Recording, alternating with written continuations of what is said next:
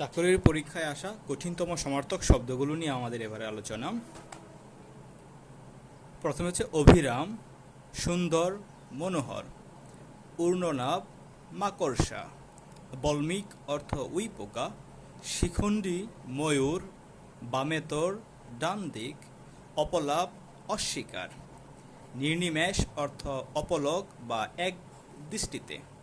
প্রমাদ, প্রমাদ অর্থ বিপদ, অমনোযোগ বা ভুলভ্রান্তি। প্রমাদ অর্থ বিপদ, অমনোযোগ, ভুলভ্রান্তি। প্রমাদ হচ্ছে একটি সংস্কৃত শব্দ। লেফাফা অর্থ মূরক। কুঞ্জর অর্থ গজ।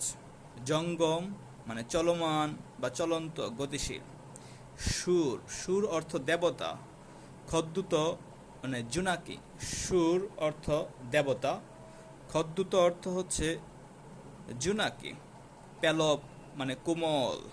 অরন্তুত অর্থ মর্মভেদী বা মর্মান্তিক। অনিন্দ অর্থ নিখুঁত বা অনবদ্য। যুগপদ অর্থ একই সময়ে। ইনকিলাব অর্থ আন্দোলন, এটা একটি আরবি শব্দ। মার্জার অর্থ বিড়াল। সারমেয় অর্থ কুকুর। অভিনিবেশ অর্থ অমনোযোগ বা একাগ্রতা। আমি কঠিনগুলো আবার একটু বলে দিচ্ছি। অপলাপ অর্থ অস্বীকার। প্রমাদ অর্থ বিপদ। কুঞ্জর অর্থ গজ। খদ্দুত জুনাকি। পেলব অর্থ কোমল। অরুন্তুত অর্থ মর্মভেদী বা মর্মান্তিক। ইনকিলাব অর্থ আন্দোলন বা বিপ্লব, আরবি শব্দ। মার্জার বেড়াল।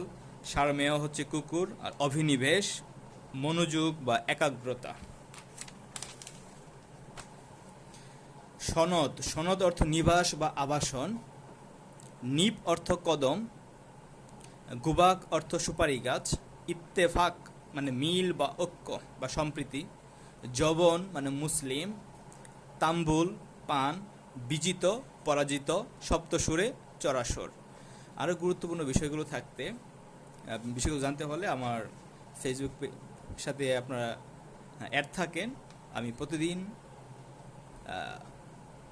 সমার্থক শব্দ, বিপরীত শব্দ বাংলার উপর প্রতিদিন আমি এক থেকে একাধিক ভিডিও দিয়ে থাকবো।